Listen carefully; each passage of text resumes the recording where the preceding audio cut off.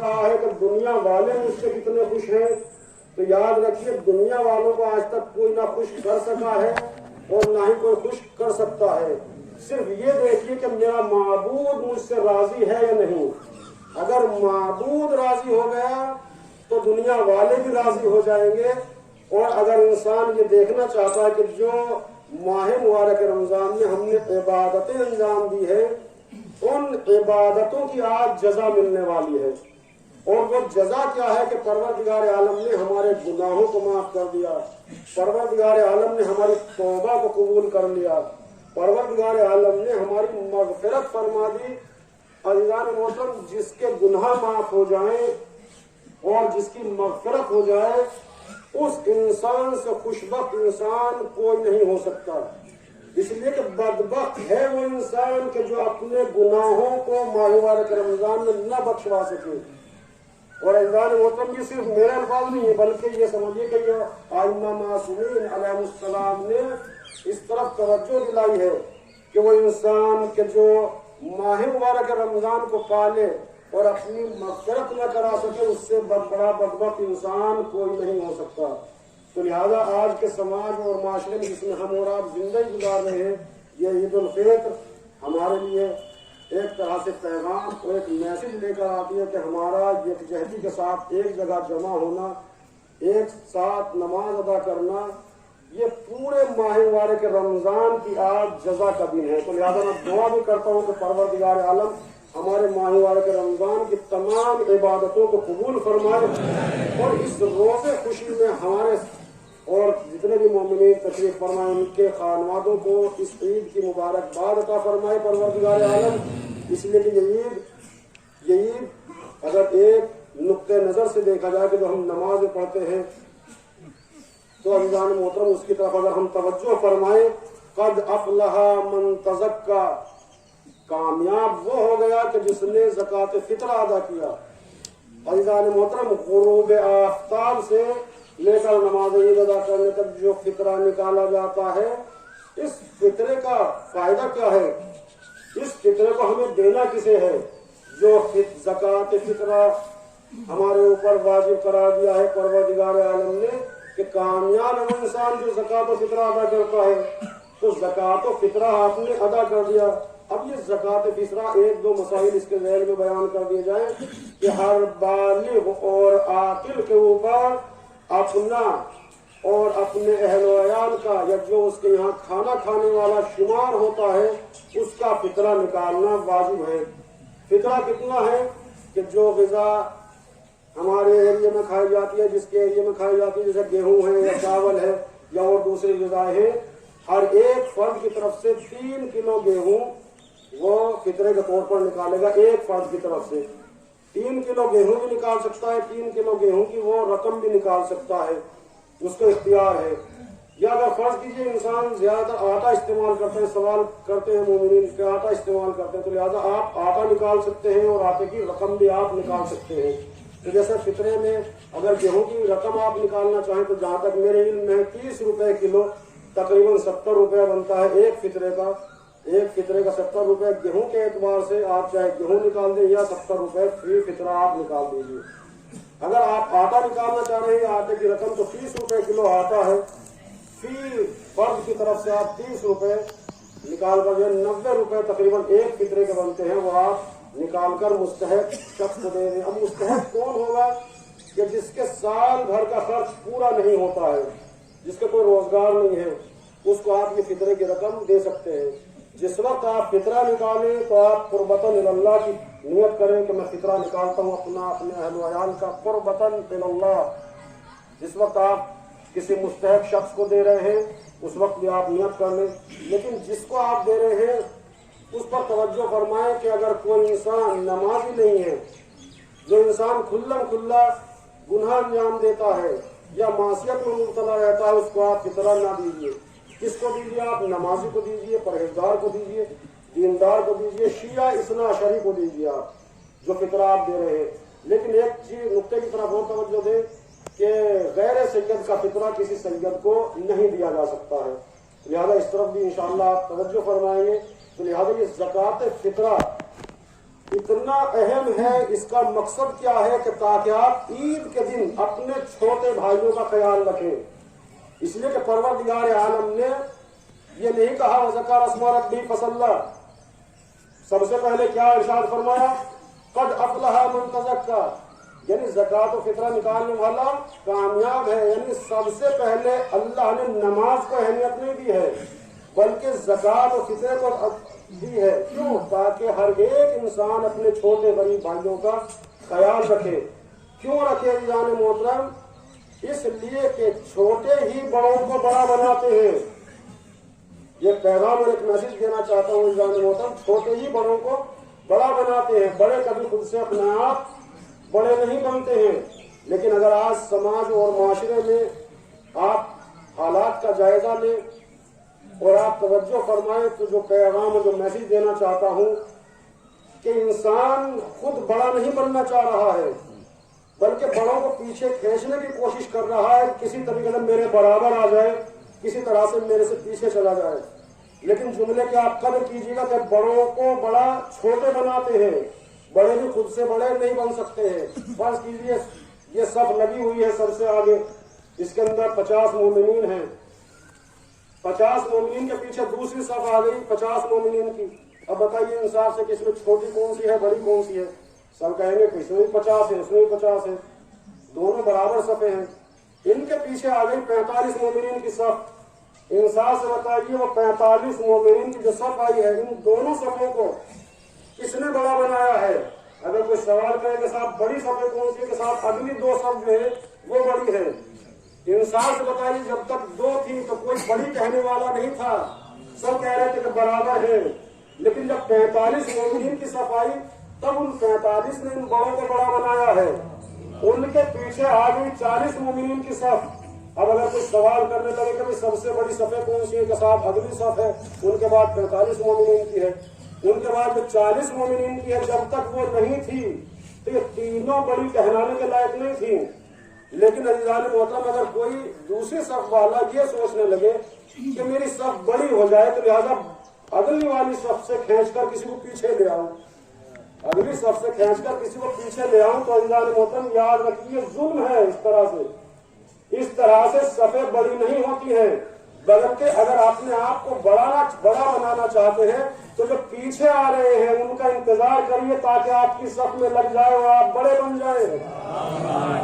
اس طرح سماج اور معاشرے میں اگر آپ بڑا بن کر زندگی گزارنا چاہتے ہیں تو اپنے چھوٹوں کو اپنے ساتھ لے کر چلیے. اگر آپ بڑوں کا گریبان پکڑ کر بڑوں کے کپڑے اور بڑوں کے دامن پکڑ کر کھینچنا چاہیں گے تو یاد رکھیے آپ خود بھی چھوٹے ہو جائیں گے، سماج اور معاشرہ بھی چھوٹا ہو جائے گا. اس لیے کہ ہمارے ملک ہندوستان کا کلچر اور ہمارے ملک ہندوستان کی تہذیب اور تمدن جو ہے اس کو ہمیں بھولنا نہیں چاہیے عزیزان محترم. اور ہمارے تو وہ گھرانے ہیں ماشاءاللہ کہ جہاں سے اخلاق چلتا تھا، جہاں سے تہذیبیں چلا کرتی تھیں، جہاں سے ہمارے کردار پیش کیے جاتے تھے. آج اگر صورتحال ہے تو عزیزان محترم بعض مواقع پر بعض باتوں کے اوپر بڑا افسوس ہوتا ہے کہ ہماری قوم کو جتنے وسائل فراہم ہو رہے ہیں یا جتنا ہماری قوم ترقی پر گامزن ہونی چاہیے تھی آج تنزلی کی طرف کیوں جا رہی ہے. تو اس کی علت اور اس کی وجہ ایک یہی ہے. میں گزارش کروں گا کہ کوئی بھی حضرات ابھی باہر جانے کی زحمت نہ فرمائے، بس 2 منٹ 5 منٹ میں آپ کے حضرات کے لوں گا. اس لیے کہ عزیزان محترم اتنا اہم ہے معاشرے کو بلندی عطا کرنا، ہمارے لیے یکجہت ہو کر رہنا. اگر سماج اور معاشرے میں ہم سر بلند ہو کر جینا چاہتے ہیں تو یاد رکھیے کسی کا پیر پکڑ کر نہ کھینچیے، ہر ایک کا ہاتھ پکڑ کر آپ آگے بڑھیے. آپ خود بھی بڑے ہو جائیں گے، وہ بھی بڑا ہو جائے گا. لیکن اگر عزیزان محترم سماج اور معاشرے میں اسی طرح سے تماشا چلتا رہا تو یاد رکھیے کوئی کسی کو دھوکہ نہیں دے رہا ہے، کوئی کسی کو ذلیل نہیں کر رہا ہے بلکہ اپنے آپ ہو رہا ہے. اگر آپ اجازت دیں تو ایک چھوٹی سی حکایت آپ کے سامنے بیان کر دی جائے. ایک صلوات کا سہارا دیجیے محمد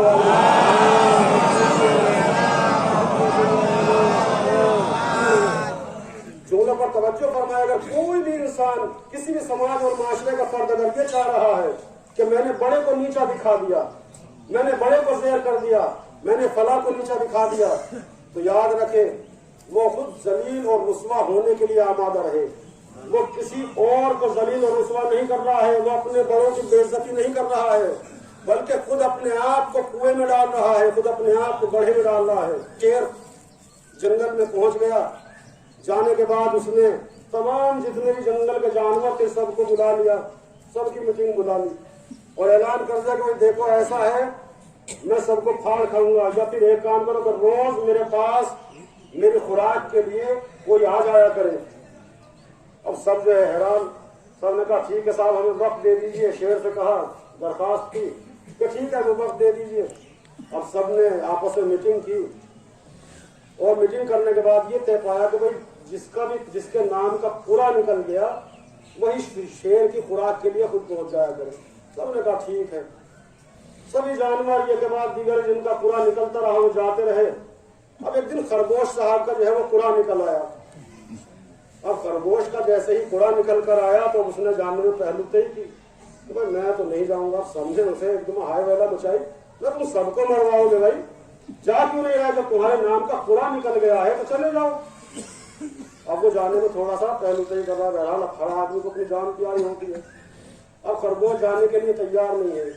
جب زیادہ سب نے زور ڈالا کہ اچھا بھائی سب یہ ٹھیک ہے اگر آپ کہہ رہے ہیں تو چلا جاتا ہوں، لیکن میں بھی آج شیر کا خاتمہ کر کے آؤں گا، آج میں بھی شیر کا خاتمہ کر کے آؤں گا۔ جیسے ہی کہہ کر چلا سب ہنسنے لگے کہ یہ ذرا سا چھوٹا سا جانور ہے خرگوش، یہ شیر کا خاتمہ کر کے آئے گا۔ اب جیسے ہی خرامہ جو ہے وہ شیر کے پاس پہنچا، شیر میاں جی کے بڑے غصے میں بڑے تیش میں، اس لیے کہ خوراک آنے میں تھوڑی دیر ہو گئی۔ اب گرانا شروع کیا۔ ایک مرتبہ خرگوش صاحب نے کہا کہ دیکھیے ایسا ہے میں ناراض نہ ہوں، ایسا ہے کہ ہم دو بھائی چلے تھے لیکن راستے میں ایسا ہوا کہ جب ہم آ رہے تھے تو آپ کا ہی کوئی ساتھی شیر ہمیں مل گیا اور اس نے ہمارے اوپر حملہ کر دیا، اور جب وہ حملہ کیا تو جو میرا ساتھی تھا میرا بھائی تھا اسے شیر نے اپنا نوالا بنا لیا اور میں جوں کر کے بھاگ کر چلا آیا ہوں آپ کے پاس۔ اب شیر کو بڑا غیظ آیا، بڑا غصہ آیا، اس لیے کہ شیر اپنے علاقے میں کسی دوسرے کو پسند نہیں کرتا۔ شیر بڑا تیش میں کہ کون سا شیر ہے ایسا؟ وہ چاہیے صاحب چلیے لے کر چلتا ہوں چلیے۔ اب شیر کے پیچھے خرامہ خرگوش جا رہے ہیں، لے کر پہنچ گیا ایک کنویں کے پاس، کنواں بھی پانی سے آدھا تھا۔ اب جیسے ہی خرگوش نے کہا کہ میں جھانک کر دیکھیے تمہارا ساتھی جو ہے وہ کنویں میں بیٹھا ہوا ہے۔ اب برابر میں خرگوش بیٹھ گیا اور شیر سے ایک مرتبہ کہتا ہے کہ دیکھو شیر بھی ہے اور میرا ساتھی بھی بیٹھا ہوا ہے برابر میں۔ اب جیسے شیر نے کنویں کے اندر نظر ڈالی، دیکھا کہ سامنے شیر ہے، برابر میں خرگوش بیٹھا ہوا ہے، فوراً شیر نے پانی میں غوطہ لگایا اور پانی میں چھلانگ لگا دی کنویں کے اندر۔ اب جیسے ہی پانی میں ڈبکی لگائی اور نکل کر آیا تو وہاں کچھ بھی نہیں۔ اوپر سے خرگوش میں کہہ رہے میاں شیر سلام علیکم، ہمارا سلام قبول کرو۔ کیوں؟ وجہ کیا تھی؟ اس لیے کہ شیر نے اپنے جیسے کو اپنا دشمن سمجھا تھا۔ شیر نے اپنی تصویر کو جو عکس دکھائی دے رہا تھا اسے اپنا دشمن سمجھا تھا، اس کے اوپر حملہ کیا تو حملہ کرنے کا نتیجہ یہ ہوا کنویں میں خود ڈوب گیا۔